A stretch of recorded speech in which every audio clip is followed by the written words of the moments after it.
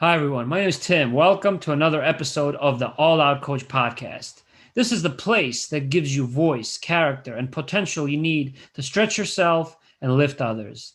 Today, I have a special guest. His name is Steve Herz, and he's the president of If Management, a talent management company that has worked with celebrities and well known leaders in the sports, entertainment, and broadcasting industries. Today, Steve will tell us why we shouldn't take yes for an answer. Steve, I'm looking forward to our discussion. Welcome. Tim, thank you. It's great to be here. Really excited. Thanks for having me. What were some of your talents early on in your career? It's a good question. I think that it was kind of a fluke, to be honest with you. I didn't even know. First, I graduated from college at University of Michigan, then went to law school at Vanderbilt, and then when I decided not to pursue law and decided to go into another field, I first thought it was going to be sports management, and eventually came to realize by working for this company called Athletes and Artists that sportscasters and newscasters, TV weathermen, all had agents. That those people had agents. I didn't even know at that point when I started in the industry in 1991, 92, that those people had agents. And so it was just a fluke to learn about this actually in my first job. A talent, I don't know if you want to call it a talent, but I think I kind of recognized early on to be reliable and diligent, and someone who would be a problem solver for other people. And I remember going to the front desk of the office and telling this woman, Gail Lockhart, "Hey, Gail, if anybody calls the office and you don't know where to put that phone call, if you just don't know who to talk to, the person, just give it to me. I'll handle it for you." And she would call me and say, "Oh, I got this person on the phone. I don't know what to do with them. Will you talk to them?" And invariably, that a lot of times it was a waste of time, of course, but invariably, one out of every 3 or 4 or 5 times, there was a really valuable person on the other side of the line with maybe some crazy idea, but often it turned into something. And one time, this lawyer named Bob Rice called the office, and he was looking to put together a chess program. And through that, I ended up helping Bruce Beck become the host of the American Chess Challenge on ESPN, and briefly represented Garry Kasparov because of it, just because I said, "I'll take any phone call." So I don't know if that's a talent, but I think it was an insight that I had. What was the premise behind the book, Don't Take Yes for an Answer? Why did you write the book? I wrote the book because I feel that I've observed over these last 30 years a certain couple qualities that people that really had achieved a great deal of success in their lives and were able to reach their potential, and they had those consistent themes in those lives. And I also had observed over this time that certain people who may have worked hard and were earnest people and meant well and studied and did seemingly all the right things, they didn't achieve nearly their potential. And so this book is really about those two qualities. One being, don't take yes for an answer. The idea is try to find yourself a constant feedback in your life and find what you could be doing better. Ask others, ask yourself, figure out a way to learn what it is you could be improving upon. Because as I talk about in the book, there's a lack of feedback in society now. We really don't get feedback, whether it's from often in our academic careers, they have a lot of grade inflation, or even in companies that are afraid to tell you what you could do better because they don't want to get sued, or HR departments are wary of that. People don't even get fired anymore by and large. And the ultimate loser in all that is you, the person who doesn't know how to get better because there's nothing you think you could or should be doing better. And that's why I say, kind of look at all those yeses you're getting in your life and kind of discard them and realize that they don't mean that much, and try to find the no's out there. Where can you be improving? How can you be getting better? And how do you do that? And so that's the premise. And then the second part of the book is this idea about this thing called AWE, AWE, which stands for authority, warmth, and energy. And it's basically just a shorthand hack, if you will, for the soft skills of life. If you think about emotional intelligence or soft skills, how to, communicate and convey to others that you have the authority about yourself stylistically, and you have that warmth, the ability to connect with someone and make people trust you, and you have a good energetic dynamic with others. And I think that if you have those two qualities, and you also work hard and go to, show up on time, then you will achieve a lot more closer to your potential than you otherwise would. Now, you started studying law and you had a professor that had an important impact on your life, right? Well, I've had several professors have an important impact on my life, but I don't know if you're talking about Professor Friedman, Barry Yes. Friedman. So in my book, I talk about Professor Barry Friedman. He and another professor named Nick Zeppos, who ended up ascending to the head of Vanderbilt University. They were probably the two biggest impactful people on me academically. And the reason why is because they both taught these very like really arcane, what you would almost call really boring classes. One was civil procedure and the other was criminal constitutional law. And yet I signed up for every class each of them taught because they were so committed to their own message, so committed to the subject, so passionate about it, so energetic about it. And they transferred that excitement that they had, that enthusiasm, that passion to me and to everyone else in the class. And they were probably two of the most, if not the two, they were two of the most five most popular professors in the whole law school, because it wasn't just me who felt that kinetic energy from them. It was everybody in the classroom. And I just learned from them that you can create that energetic dynamic with another person if you try hard enough and you learn how to do it. And it can be very, very, very powerful tool for you and for them. In that book, you mentioned that that professor at one point, he actually got up on the table to grab everyone's attention, right? To create that energy. He did. And he just, again, like, it wasn't so much about his energy. It was about how he made you feel sitting in that classroom, watching him modulate his energy, build it up to a crescendo, and then get you to participate and want to learn the material that he was explaining to you and want to dive in and explore it. And it's just like an incredibly intoxicating feeling to have that kind of an ability that he had. And when you see that, you want to try to replicate that for yourself in your own life in some way. Your book is centered around the concept, the awe concept. And that awe is, the way you define it, is that authority, warmth, and energy. So let's maybe break that down one by one and start with authority. How do you build that authority? Well, again, what I'm saying in this book is that you may have your substantive authority. You have your college degree, your law degree, your business degree, whatever it is. You got your job at place X or Y. So you have that substantive authority. This is about really an idea of a stylistic authority. How do you gain more influence in your life? How do you get customers, clients? How do you manage people in your organization, get them to respect you, get promoted, et cetera, et cetera? All the things that people want in their career. And I think that emanates from the authority that you convey in yourself, in your persona. And so that would be the kind of things that go into that would be your voice, your body language, your own emotional commitment to your message, the sense of self-assuredness you have in the physicality of your body, the eye contact you make when you speak to someone, your own commitment to your message. Because if you don't do those things, you might be the most authoritative person in the world at whatever it is you do. But if you don't communicate it in your being, in your persona, then people are going to look at you and you're going to seem like you doubt yourself. You're not going to seem self-assured. And that's going to go to the issue of someone believing your competence. Are you someone I can trust to do the dental filling? Are you someone that I want to write my will if I need a lawyer? Are you someone that I want to listen to your podcast? If you're doubting your own self in the way you communicate, other people are going to smell that and feel that on you. And that's going to either help you sink or swim or soar if you can do it. Yeah. I work in the pharmaceutical industry, as you know. I've been in the industry for about 16 years on the medical side.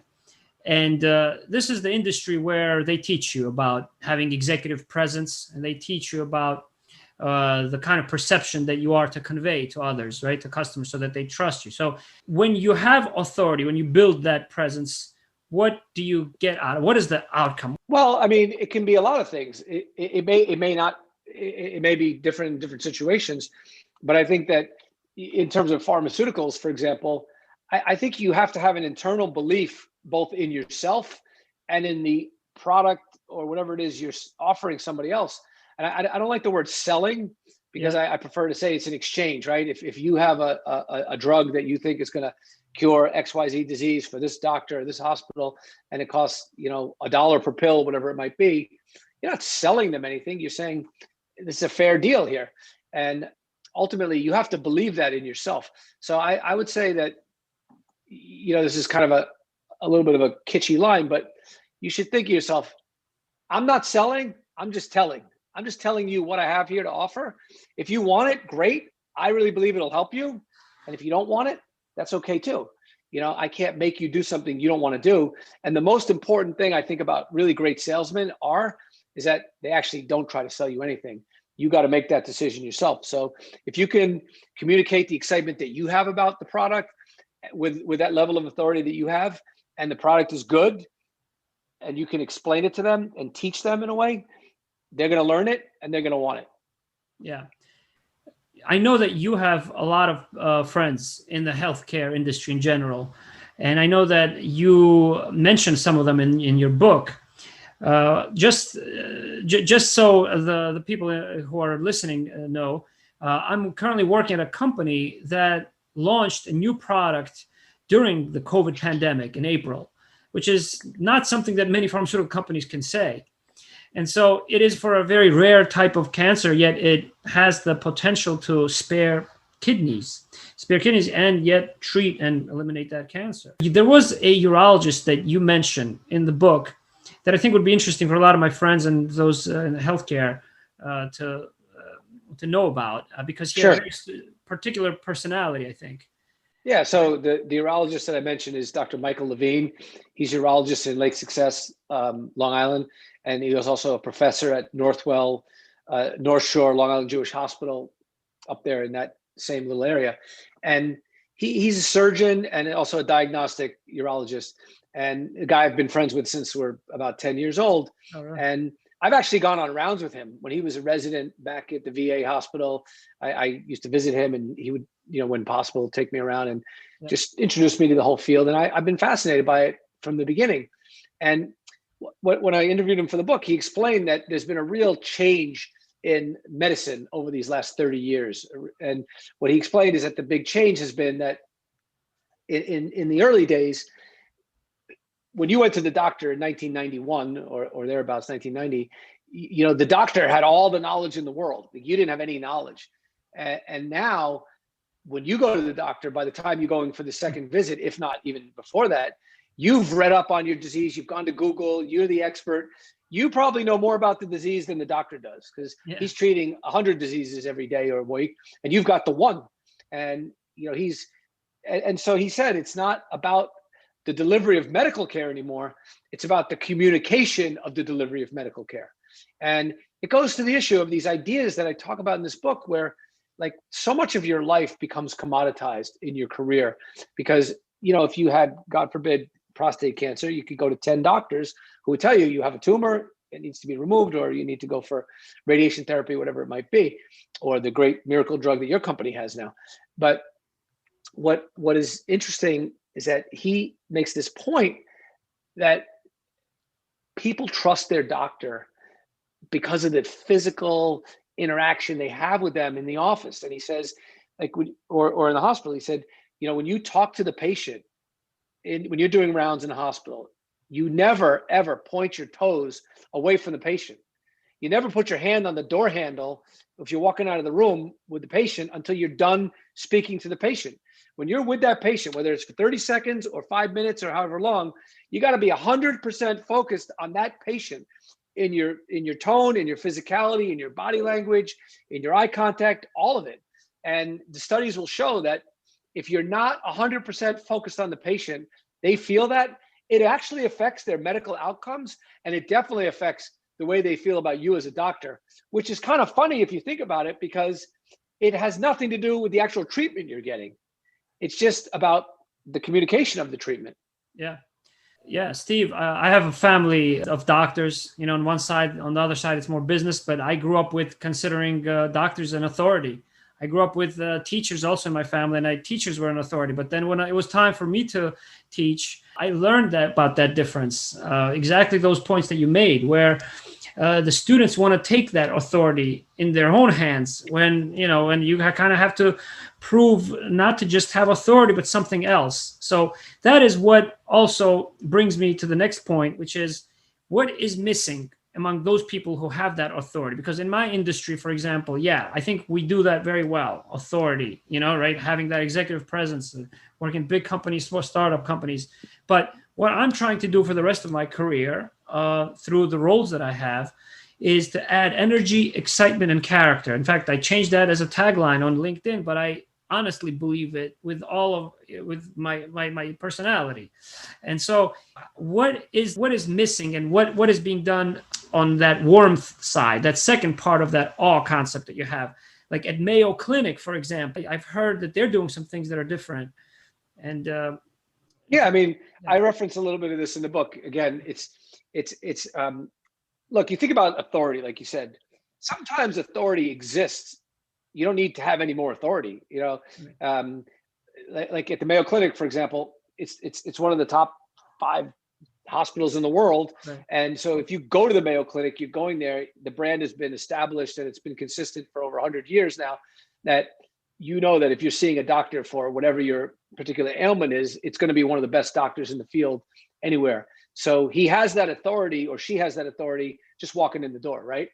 And so you don't need that white lab coat, because that's kind of even overdoing it a little bit. So the Mayo Clinic made a decision that their doctors are not going to wear those white lab coats anymore, and they're just going to be able to connect with you. So that would lend itself, like you say, to this more idea of more warmth, because the authority already exists.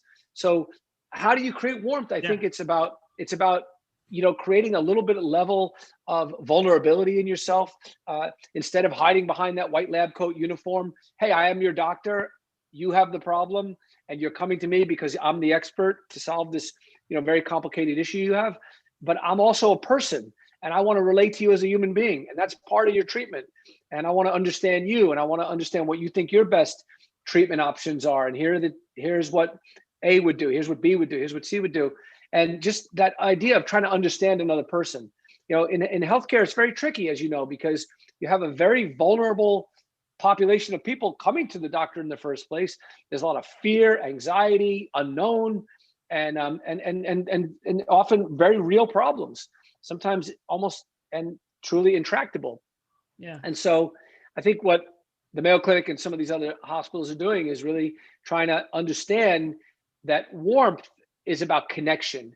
It's about making another person feel acknowledged in it. We all want to feel acknowledged. We all want to feel like we exist in this world, even if we are the patient and we're desperate for this help of another person or another entity. We still want to feel like we exist. Yeah. I even see it like, I think another place that does a fantastic job of it is the Hospital for Special Surgery in New York, which is an orthopedic hospital that I just came out of last week. I had hip surgery for the second time in 13 months. And I love my doctor. I think he's an amazing, amazing physician and an equally good person, and, cares about me, cares about my outcome, and isn't just doing it because, he's doing it because he loves what he does. But he called me like the night of my surgery, the next day, the day after. I don't know how he does it. I emailed him on Monday. I didn't feel well. And like within 2 minutes, he wrote me back. 2 minutes. And that's the typical norm of him. His name is Dr. Edwin Sue. And, when he calls me on the phone, he's like, "Hey, Steve, it's Ed." And at first I'm like, "Ed?" And then I realized, okay, it's my surgeon. I was a little bit out of it after surgery, but that's the kind of guy he is. He once the surgery is over and he's calling me back to see how I'm doing. He's just like, "Hey, it's your friend Ed here, just checking in on you."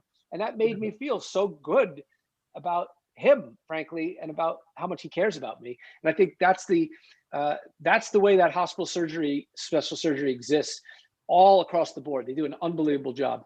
Yeah. Healthcare quality, I think, in our country is so dependent on so many different stakeholders, including the payers, the insurance companies that direct physicians in terms of their treatments, and that force many patients to change their plans every year, right? So these patients then have this problem of medication reconciliation and the continuum of care. They go through from one hospital to another hospital. They change their doctors, and these doctors don't always have the records readily available. So it's a, and patients have to become much more educated, and physicians also, their time that they're spent with patients has now been shortened. But now we have telehealth now, and we have many progressive hospitals, such as the ones and physicians like you mentioned, who are realizing that contact time and that human connection is so important, that patient-doctor relationship. It's something that I feel very passionate about. And one of the big reasons, Steve, why I joined the pharmaceutical company, pharmaceutical industry, because things that may seem boring to others, like or status quo, which you need to maintain and which are so costly, like safety, patient safety, or medication errors that you want to avoid, are those that I wanted to fill the gap in. Steve, so what kind of transformation have you seen through the people that you've known, through the celebrities, going from somebody who's authority, this authority figure, to then going to somebody who's a little bit warm as well, who connects? Yeah, I mean, look, the thing is that people, I can even say myself personally, I actually learned a lot over the last 5 years in writing this book. And it's funny because my wife pointed out to me in writing it that I would talk a lot about warmth and body language. And she said, I don't know if you're even aware of this, but you cross your arms all the time when you talk to people. When you're sitting in front of someone, your arms are very, tightly folded, and it just gives people, it turns people off. Right. And she said, and you don't smile a lot. You have a real problem. You don't smile very much. And, when I thought about it and I started to really kind of become a little more aware of it, she was 100% right. And it took me probably a year to try to make some significant inroads into those two problems. And I'd say I completely cured my arms folding issue, but I'm only about halfway there with the smiling, partly I just had some very, very deep-seated, probably subconscious insecurities about my smile, going back to some dental issues I had as a kid, and not realizing that this could be kind of off-putting to people in terms of connecting with them if you're never smiling. And so it just shows you that you can change things. Another good example in terms of authority, I think I use this in the book, I think it's very powerful, is we have this guy who works for our company, our agency, named Reed Pakula, and he came to us at 23 years old, almost 3-4 years ago. And after he started out as an intern, and he came to me after a month or two of working there, and he said, "How am I doing?" And I said, "You're doing great. Everyone likes you. You do a good job. People like you. You'll be promoted and you'll be on the staff soon." And his response shocked me. He said, I don't want to hear that from you. Don't tell me what I'm doing well. I hear how you talk to people. I know the book you're writing. Tell me what I could do better. What's one thing you would change about me?" And I said, "Okay." And I said, "You say the word 'like' way too much. It really hurts your authority. You're a nice, bright kid. You work hard, but every sentence you sound like a Valley girl." And he said, okay, fine. And then about 2-3 weeks later, he came back and said, "How am I doing?" And I said, "You're doing terribly. You haven't changed at all." And that gave me the insight to work with him and help myself on this idea of self-awareness is not enough. You have to have some other trigger of your own behavior to change it. And so what we did is I taught him to really notice everybody else in his world saying the word "like." That became very annoying to him. And once he started to become annoyed by it with others, he became much more self-aware, and then he was able to really completely change it. He hasn't said that word in years. Yeah, you've had a huge effect on him. Your comments there made me think about coaching in general and coaches and observation. I often say that the best coaches don't always have to be the best players, but they have that amazing ability to observe the human condition. And there's so many examples like that. Mourinho, right? Pat Riley. They weren't, let's say, the best as professional players, but they ended up being great at maximizing their team's potential, their individual's potential as well. Right. And in fact, I recently saw a video with Michael Jordan where he was asked, "Look, why didn't you decide to be a coach?" Michael Jordan was the best player, right? But he said, "Look, I didn't have the patience. I know it requires a lot of patience, and I just knew that I would not be a good coach." Can I say something about coaching, because I think it's a really interesting topic. Yeah, I would love. So this is kind of I think a different insight about coaching that I think is true. Maybe your audience will or won't agree. is that, to me, coaching comes back to that same issue that we talked about with the Mayo Clinic or the medical field. Yeah. It's ultimately about acknowledgement. I don't think a person can change unless they acknowledge for themselves they have something that needs to be changed. And we're all very defensive people. So you might have a small subset of human beings in the world, like a Tom Brady, whoever, who are used to it as kids. And they might just, okay, you yell at me. I like that. I'm good with it. I don't care what you say about me. I'm going to work on it. I'm going to like subsume my ego when I'm on the field, whatever it might be. But for the rest of us, in most of our lives, if someone comes up to you and says, Tim, you look terrible in white shirts, or, you're not, that sales thing was terrible. And I don't know you. I don't have a standing with you. Right. You're going to be like, who are you? I don't want to hear Right. that.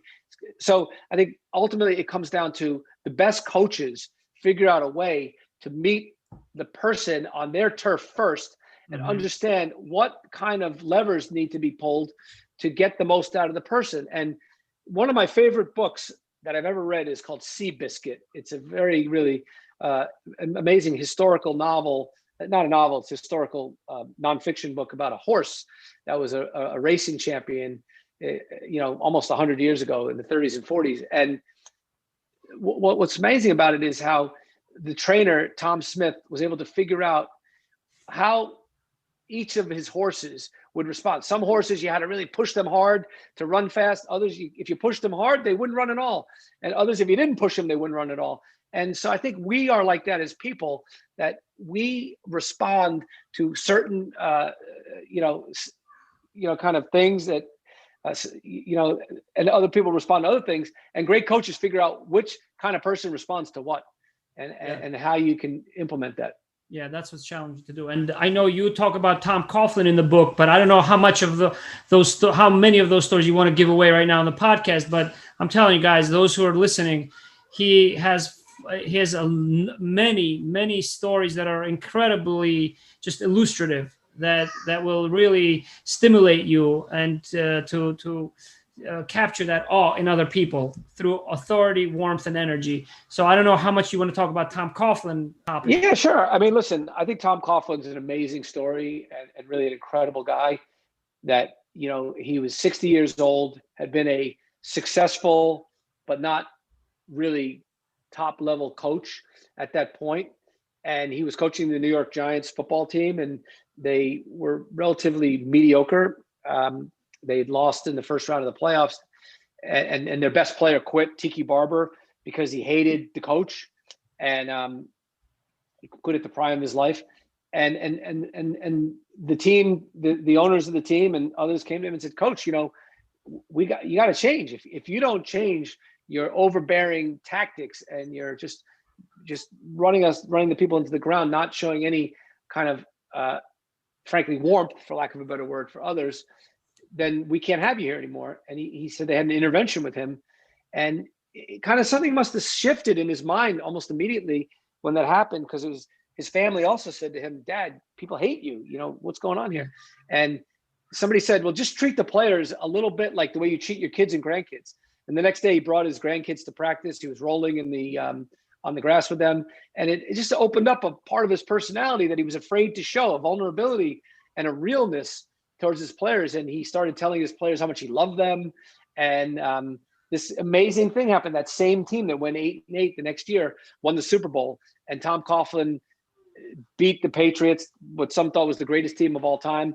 And then they beat him again a few years later. And he's a two-time Super Bowl winning coach, all because, in my opinion, he went from being all about authority to mixing a lot of warmth in with that authority and really giving people a real deep sense of who he was. And I think he fell in love with his players in a way that he was able to express that. And his players fell in love with him. And because of that, they played a lot harder. And they obviously played as a cohesive team. Yeah, what a result there, right? That ended up in that transformation that culminated in a Super Bowl and a huge success. 2 Super Bowls. And by the way, the lesson here for you, I think, if you're listening to this, is if your life isn't going exactly how you want it to go, take a look in the mirror. Ask a friend, ask your wife, ask a family member, someone you trust. How's my authority? How's my warmth? How's my energy? And it could be, like Tom Coughlin, you're doing fine in life. You know you could do better. And if you amped up your warmth or your energy or your authority, depending on what you need and the granularity of it, you may find, like Coughlin, like myself, like others, you'll soar to heights that you couldn't even think were possible just because you made those small changes. Yeah. Yeah. Thank you. Yeah. Thank you for sharing those, Steve. So asking questions, observing. I saw your recent post on LinkedIn, also across social media, right? If you're not able to do it very fast, right? Don't get discouraged, right? Keep observing, right? Is that what you, I think? Yeah. The more you observe in others, the more you can help observe yourself. I mean, that's ultimately what it's about. Yeah. It's being able to make those changes in the moment, in the interactions you're having with people, to recognize if someone is deflated by your energy, to recognize if someone feels like you're not connecting with them, and to be able to make those shifts to create that connection or create that good energy. That's what it's about. Yeah. It's not about anything else. So as we're wrapping up, I have just a couple of questions left. I want to talk about energy management. I think it's so critical today in the kind of world in which we live, because energy is that third last part of your awe principle. So who are some people that you've met or you've had in your talent management agency who just personify that, that energy? I mean, there's a lot of people. I would say that a couple names come to mind quickly. One is a guy named Greg Amsinger, who's the lead talent host for a show called MLB Tonight on the MLB Network. And Greg just has this infectious, incredible enthusiasm for what he's doing, and also for his life, frankly. You can't be around Greg and not feel a sense of energy. I think he has a tremendous sense of gratitude for his existence on this planet, and it emanates outwardly and inwardly to the outside, that feeling. And you just want to be around those people who love every meal they're having and feel a sense of gratitude for the food and what goes into it, and just the ability to talk about baseball because he loves it so much. Dick Vitale is another one of our clients who does that, I think, very well. Really feels a sense of appreciation and joy for being able to do college basketball. And I mentioned it earlier, Professor Barry Friedman, who's now at NYU Law School, is another guy. His excitement and enthusiasm for talking about police reform or constitutional law, it's incredible. And it just shows you that there's no subject on earth that can't be exciting and communicated with a level of energy and excitement if you take the time to become curious about it and interested in it and appreciative of what you can learn from it and what you can impart to others. So that, to me, is how you can really create a lot of good energy in your life and energy with others. Yeah, it's very much internal, right? It's spiritual, right? I mean, I had one mentor, probably one of the biggest mentors in my life, who was a professor for 32 years, my own grandmother. And I remember when she was in her 80s, right? Like even in her age, and she just passed away just about a year ago. Even at that age of 88, she had more energy than many other friends that I had that were in their 20s or 30s, just because of the curiosity she had. She used to write down everyone's birthdays in her book, just handwritten notes, and she would remind you to call someone, because she knew how important it was to recognize other people and to. So it was just that, but the energy that she had was what she was known by not just her family members, but her friends and things like that. So it's energy is so critical, and it's memorable. So when you have authority, you get respect, you get that reputation, you have warmth, you get trust from people. So with energy, what is the outcome? I think the outcome of energy is you get people who want to be around you. And when people want to be around you, they want to follow you. It gets you influence. If you're either inflating people or you're deflating them. And I think it's very hard to stay right in the middle there. And if you're making people feel good about themselves and good about the interactions you have with them, they want to be around you. They want to follow you. They want to listen to you. Your ideas get taken more seriously. Yep. So it gives you that level of influence. So without influence, you got nothing. Yeah.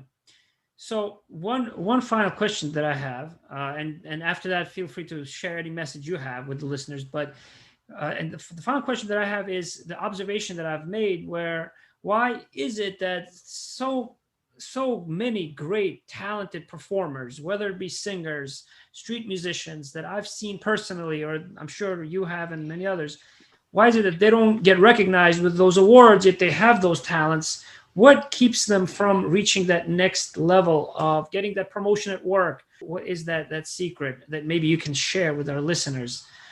Well, That they I can think focus it's on? interesting. I think, look, first of all, let's be honest, okay? A lot of life is luck on a lot of levels, okay? You could have 100 people who are great musicians and one person wins the Grammy Award, and then Right. maybe all 99 of them are better than the one. I agree It's with you. just luck. I mean, first of all, there's a genetic component, like how good your voice is. Part of that's genetic, Right. and there's also just luck of where you were born, how, your parents, who gave you your first guitar, what Right. school you went to. There's so many variables that are just luck induced. Yeah. But with that being said, I do think that one of the worst things I think people could say is, oh, this guy got promoted because he's really good at playing politics. And I just think that I would say that so much of life comes down to luck in terms of why someone gets an award or why one person succeeds to the fullest and another one doesn't. But putting aside luck, I do think people talk about like, well, this one got promoted because he played politics. And I think that's a bit of a cop out because ultimately, to me, the people that do well in life are the ones that try to understand another person's perspective. And yeah, there are phonies out there, of course, but not everybody's a phony. And I think people who, acknowledge other people, they work well with others, they're the ones that often are the ones that go to the top. And it's those relationships behind the scenes that you don't see is what propels a lot of people. I've seen it in my own career here, not my career, but in the career of others, that I've now been doing this job for almost 30 years, right? And I see guys like Brian Anderson, who's been a client of mine since 1993 or so. He's now one of the top voices on Turner Sports. 27 years, and people are finally really hearing about him. He's doing very high-level games because for 27 years, he's been an amazing person behind the scenes. Everybody likes the guy. He's very invested in everyone else's success. Same thing with a guy like Dave Repson at the Big Ten Network, who I've also been representing for 25 plus years, and Dan Schulman at ESPN. All these guys are the same. They subsume their egos. They work hard for the product. They get along with their coworkers.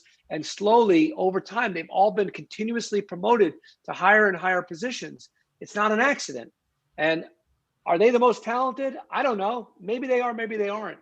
I don't know if there's even a way to quantify that. They're all certainly talented, but I would argue that they had enough talent and a lot of the other stuff, and that's why they've been very, very successful at the highest levels. Yeah, they've been able to develop relationships, right? Yeah, Yeah, because they care about other people. It's not about them. yeah, and caring about other people is, I think, a good way we can wrap up our discussion here, because you have been able to create many other leaders, and creating other leaders is what I'm dedicating the All Out Coach podcast, which I mentioned is not mine, it's our podcast, is your podcast. Those who are listening, what is your greatest accomplishment?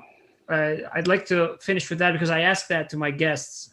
Well, I would challenge one thing. Yeah. My greatest accomplishment is the pride that I have, not just in representing all these successful people that have gone on to great things in the media career. Yeah. I would say it's really more about, I probably have, I don't know, 15 or 20 people that used to work for me in some capacity, whether intern or otherwise, that have just gone incredibly successful in the business world, and not just professionally. They have done well with their families and in their communities. One of my former guys is now the vice chairman of Newmark Realty, and another guy was a top executive at the Miami Dolphins. Now he's in the drone racing league. Another guy was big time at CAA and started his own agency recently. I'm still in touch with all these people, and I'm so proud of them for who they've become. But I would challenge one thing. I didn't make them great leaders. They became great leaders. I helped along the way a little bit, I'm sure, but they become great leaders. And all the people that work on our agency now, I've seen so many of the young agents that we've had just blossom into amazing people, amazing leaders. And that makes me so happy. I sort of look at my life like, when my time on earth is done, I think what I'll be most proud of is this tree that I left behind professionally, in terms of all the people who did well and all the people that they have working for them now, and now how they've paid it forward. So I think I've tried to create this like cultural thing that exists outside the four walls of my company. and exist in this netherworld where it's just this good aura and karma that's perpetuating in all the entities that all these people are working at. So that's my hope, and I think I'll achieve some of that. Yeah, thank you, Steve. This comes across. Your fulfillment, personal fulfillment comes across, and your passion for what you do, for helping. Yeah, it's absolutely. And I think the listeners will hear that, and we'll see it on the YouTube channel as well. Get the book. Don't take yes for an answer. Any final comments you have about not taking yes for an answer, or anything else you'd like, Steve? I just say, like I said, I closed the book by saying, I quote the rapper Chuck D, don't believe the hype. We all need to do better. This is something that we can all be better at in our lives, myself included, hopefully to the last day on earth for all of us. And, just don't believe the hype. Just, even if you are great, you can even be greater, and try to always be improving and figuring out things you can improve upon. And I think you'll have, not only will you have greater success in your life, I truly believe you'll be happier. I see that people that strive for betterment, it is to me, it's a sign of fulfillment and happiness too. So read the book, please. And if not, go on my Instagram, it's Steve Herz 66. Thanks, Steve. You're invited to be my guest on All Out Coach on your next book that you write, or any project or any reason. And thank you, Tim. I really appreciate it. Yeah, thank you. Thank you. Have a great day. Good to talk to you, buddy. Thank you. Thank you too. You too, Steve.